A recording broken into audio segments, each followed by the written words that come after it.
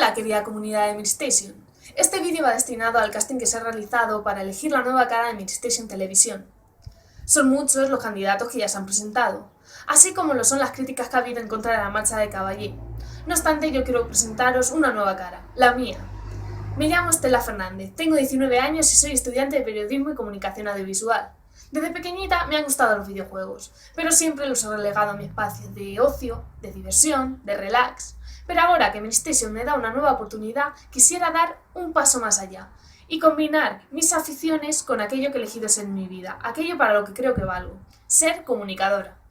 Sé que la competencia es muy dura, así como también sé que los gustos son muy variados. Pero, creedme, yo soy una persona que pone mucho empeño y mucha tozudez en hacer las cosas bien. Así que pienso que a aquellos a los que les guste este vídeo, no los defraudaré. Y a aquellos que aún me queden pendientes, no creáis que me voy a rendir tan fácilmente. Sé que si me dais una nueva ocasión, yo os voy a convencer.